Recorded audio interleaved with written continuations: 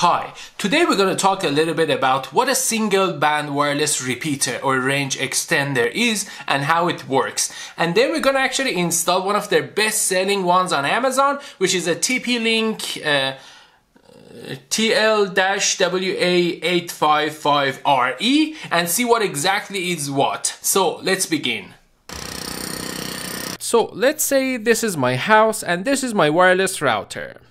Obviously, as you can see, the wireless network cannot cover my whole house. So what do you think I should do? There are in fact different solutions that I can use to somehow extend the range of my wireless network. And one of them is by using a wireless repeater or a wireless range extender, which we're going to simply call it a repeater. Now, one type of a repeater that we're going to talk about it today is kind of old, but it is still sold.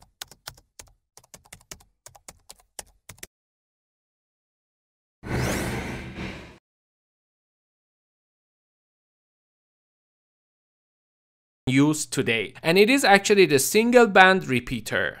The name is the recipe. It only has one frequency band, one radio, which is the 2.4 GHz band. Basically, what's going to happen here is that the repeater is going to connect to the 2.4 GHz wireless network of the primary wireless router. And in order for that to happen successfully, it has to be inside the coverage area of the primary router, and it cannot be outside of that.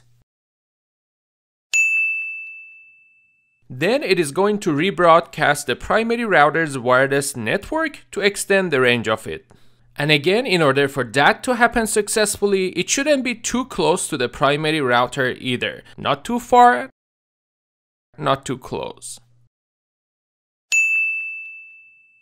Also, as you probably have noticed, there is no need to run a cable between these two devices, which I believe is the biggest advantage of using a repeater. I mean, I can easily extend the range of my Wi-Fi without the trouble of running a cable. In fact, if there is a cable connecting these two devices, this is no longer a repeater. As far as the wireless network of the repeater, normally I should have the option to decide whether I want to give it the same name and password as the primary wireless router or maybe something different. And of course, each one has its own use case.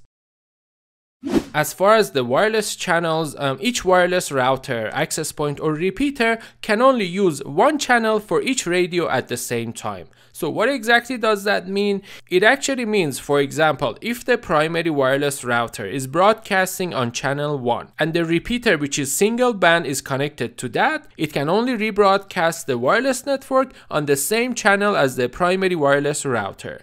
It's not perfect, but unfortunately that's how it is.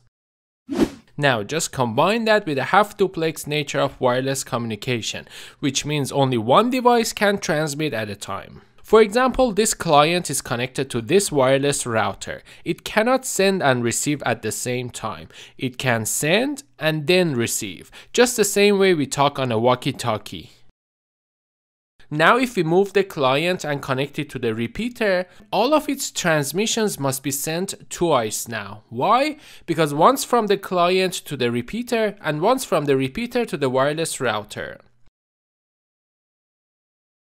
This will actually decrease the speed by at least 50% and increase the latency as well. All of that plus the fact that the 2.4 GHz wireless network itself is usually not very fast and reliable, especially in the crowded environments like the cities where there are many of them nearby. It actually tells me that I shouldn't necessarily expect a super fast and reliable connection here. Therefore, I shouldn't use it for that purpose. I guess based on what I just said, I better not use this for the clients that need to transfer huge files or stream high quality videos, maybe 4K videos, or even play online games. Alright, I won't. Now let's open the box and see what's inside.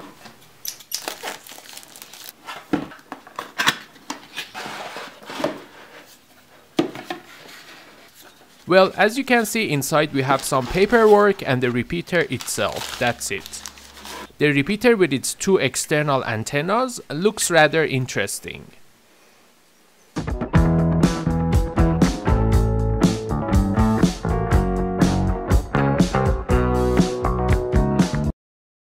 There is a WPS button, a signal LED light, and a power LED light here, a 100 megabits per second Ethernet port, and a reset button here. There are 3 different methods that I can use to set up the repeater and connect it to the wireless router. Number 1, which is the easiest, is actually by using WPS.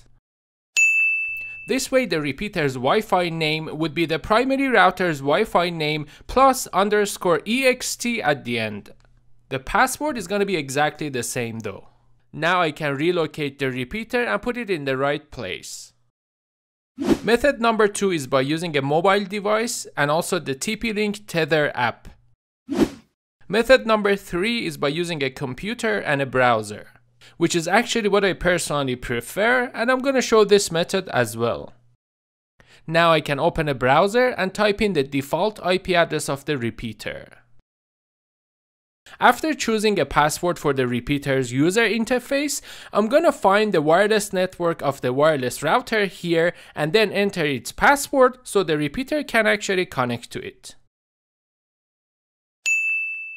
Next, I will choose a name for the repeater's wireless network, and unlike in method 1, I can actually change it from the default one to something else, which I'm gonna do it. But as far as the password, unfortunately I cannot change it and it automatically copies the wireless router's password.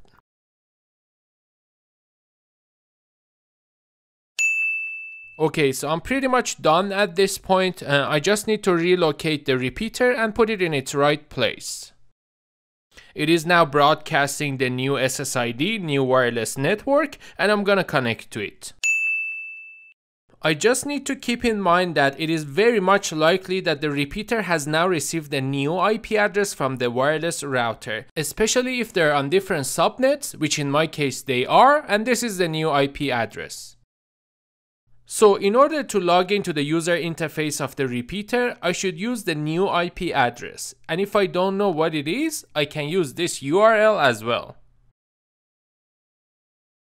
One of the first things I would do when I log into the repeater, of course after making sure the internet is connected, also the repeater is connected to the wireless router with no problem, is to give a static IP address to the repeater.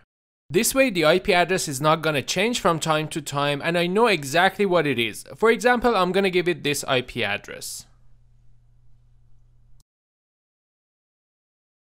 So the repeater is installed and I've been using it for a couple of days now, but just a few points that I haven't talked about yet. Number 1, the 100 megabits per second Ethernet port, which I can use it to connect a wired client, maybe a desktop computer to the network, which is good.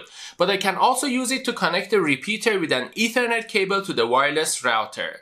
And if you remember, in that case, this is no longer a repeater, and in fact, it is an access point. So that basically means I can change its operation mode and use it as an access point too, which is good. Number 2, the repeater also has a DHCP server which can provide IP addresses for the clients.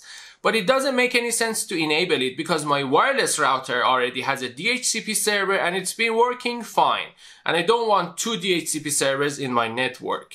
Number 3, there is actually an option to change the coverage level of the repeater, which I guess is changing the transmit power, which is good to know and might come in handy one day. I also did a little bit of testing, nothing too crazy. I actually compared the speed and signal strength of the TP-Link repeater with an ASUS AC68U in repeater mode, and while connected to the primary router using the 2.4 GHz network, also rebroadcasting the 2.4 GHz network.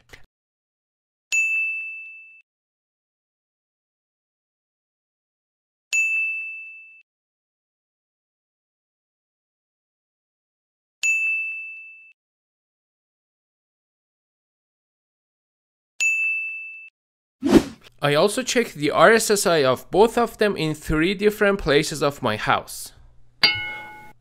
Well, as you can see, the RSSI was a little stronger for the ASUS in every single place. Not too much though.